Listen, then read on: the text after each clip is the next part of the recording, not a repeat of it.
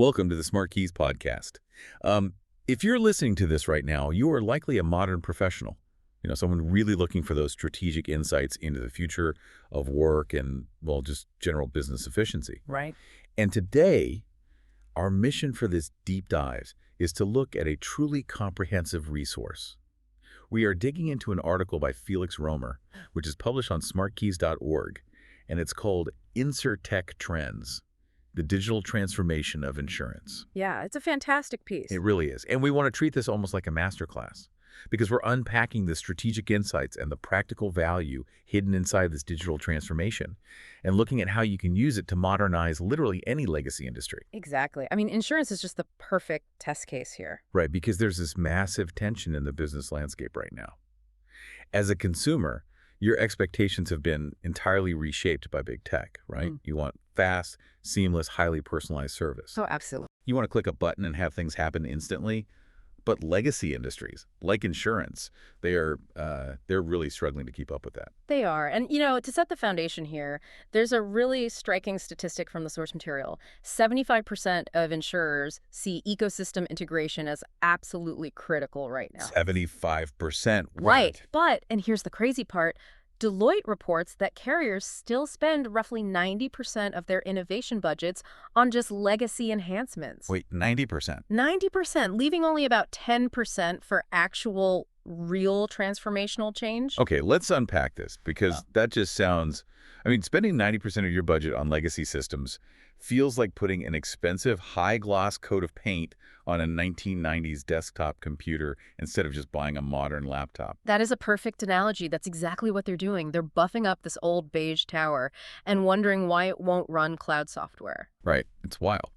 But companies are finally starting to break this mold, right? Yeah. So let's shift to the actual transformational technologies that are replacing these old workflows. Yeah, we're definitely moving from the hype phase into high ROI, the actual tech arsenal here. So what are we looking at? Generative AI is obviously huge right now. Huge. And also RPA, which is robotic process automation. Okay. So to explain the why and how here, about 59% of organizations are already using generative AI, and they're using it to do things like summarize massive complex policies, surface underwriting insights, and heavily for triaging FNOL, which is first notice of loss. Okay, let me just stop you there for a second. With the FNOL triage, is this essentially like having a highly efficient digital triage nurse in an ER? Like the AI handle the initial sorting so the human adjuster, the doctor, can focus strictly on complex cases? Yes, exactly. You don't want the head surgeon spending an hour taking down basic intake forms, right? Right. The AI handles that, but where the really measurable growth comes in is actually with RPA. Oh, really? Not the AI? Well, the AI is great for the cognitive stuff, but RPA handles the physical, repetitive data moving, intake, policy endorsements, financial reconciliations. Like the busy work. Exactly. And because it just grinds through that busy work flawlessly, it's delivering a massive first-year ROI of anywhere from 30% to 200%. Up to 100%. In the first year. In the first year, because you're instantly removing all those human bottlenecks. That's incredible. But what happens when you start layering data into this? Because you mentioned a broader data ecosystem earlier. Right. So once you automate the basic tasks, you can start connecting things. You connect your CRM, your claims database, and even telematics. Telematics like the trackers in your car. Exactly. Tracking speed, braking, all of that. When you connect all those systems, you create these unified data profiles, and that allows for usage-based, hyper-personalized pricing. Oh, okay. And that's why predictive analytics is seeing massive investment. It's set to hit $21.5 billion by 2025. Wow. 21 billion. Yeah. And alongside that, roughly 60% of insurers are investing heavily in blockchain right now. See, when I hear blockchain, I just think of crypto, which seems too risky for insurance. Yeah. Forget the crypto part. They're using the underlying blockchain tech for secure record keeping and, more importantly, smart contracts. Oh, like automated payout. Exactly. Plus, there's a huge surge in low and no-code cloud platforms. Okay, I've heard of those, where you don't really need to be a programmer to build something. Exactly. It allows for incredibly fast regional prototyping without needing a heavy engineering team. And businesses using these are seeing revenue lifts near 58%. 58% just from prototyping faster. Those numbers sound great in a boardroom, obviously. But I always wonder, What does this actually look like for the people doing the physical work out in the real world? That's the million-dollar question. Yeah. Because the back office is one thing, but applied innovation on the front lines is where it really changes the game. Right. And here's where it gets really interesting. In the article, they talk about specific software features like video analytics. Specifically, a tool called BriefCam. Yes, BriefCam is fascinating. Now, the claim is that it can condense 12 hours of surveillance video into about 10 minutes. But I'm going to play the skeptic here. Go for it. Wait, condensing 12 hours into 10 minutes? Doesn't that risk missing crucial context?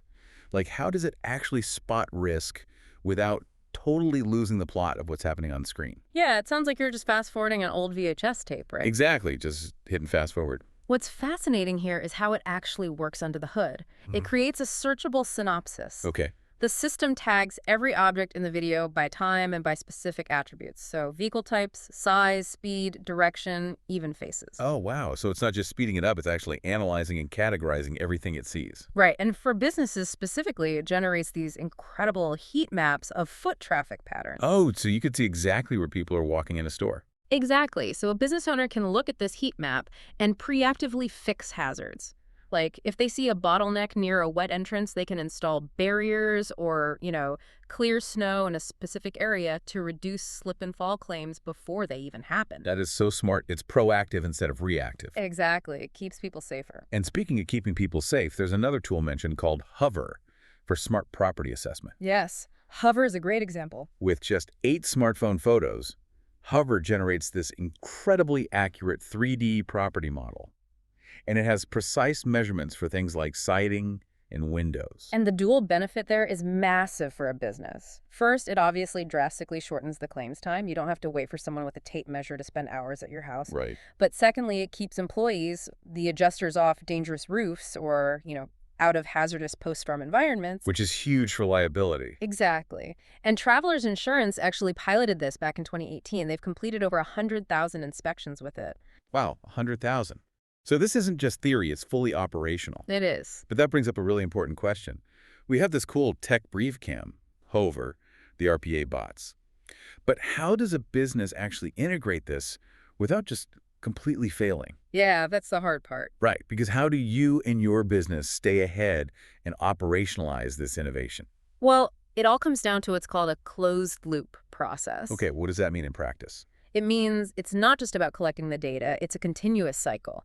You analyze the incident data, you apply the fixes, like the heat map example, and then, crucially, you measure the results to prove which changes actually cut losses. So you have to close the loop to actually see the ROI. Exactly. If you just collect data and do nothing, you're just wasting money. So what does this all mean for the classic software vendor relationship? Because I feel like we all know the pain of this. Are we finally ditching the old buy and drop model where IT just installs a program and then walks away? Yes, we are definitely moving away from that. The strategy now is to partner as co-developers. So developers. So they're actually working together on the outcomes. Right. You structure joint delivery plans and shared KPIs. The systems are built together, which drastically reduces integration risks. That makes so much more sense. And you have to do it this way now because rating agencies, like AM Best, they no longer care about your theoretical process descriptions. Right. They don't care if you just bought the fancy software. Exactly. They score your actual maturity. They expect measurable outcomes. Improved loss ratios, stable earnings, reduced volatility. You have to make your innovation investment grade. Investment grade? I like that. And you can't forget the human element either. Independent agents still control 83% of commercial premiums. Wow. 83%. Still. And half of small businesses actually prefer using human agents. So all this tech has to augment agents to make them more consultative. It cannot just be about replacing them. Right. It's about giving them superpowers, not giving them a pink slip. Yeah, exactly. So as we wrap up this deep dive, I want to give the listener a really clear, forward-looking takeaway for their own business strategy. What's the core advice here? The core advice from the article is simple. Don't boil the ocean. Don't try to do everything at once. Right. Start with just one AI use case. Huh. Pick one automated process. Find one integration that fixes a high-friction handoff. Fund those pilots with very strict exit criteria, scale the winners, and aggressively sunset your stalled projects. Aggressively sunset them. Just pull the plug on that 1990s desktop. Yes, exactly. Pull the plug. I love that. Now, I know you always have something to leave us with. I do. If we connect us to the bigger picture, this raises an important question. Go, let's hear it. We talked about telematics and unified data profiles, right? If these eventually allow for perfectly personalized pricing based on exact individual behavior, what happens to the fundamental traditional concept of shared risk that the entire insurance industry was built upon centuries ago? Oh, wow. If everyone just pays for their exact risk, is it even insurance anymore? That is wild to think about. If the tech gets that good, the whole business model basically evaporates. Exactly. Something to mull over. Well, on that slightly existential note, thank you for tuning into the SmartKeys podcast. We really hope you pulled some practical strategy out of this one. Be sure to hit subscribe to the podcast so you can stay ahead of these future business trends. And definitely check the show notes. You can find the link right there to read Felix Römer's full article, InsurTech Trends, the Digital Transformation of Insurance, over on smartkeys.org for an even deeper dive. Thanks for listening, and we'll catch you next time.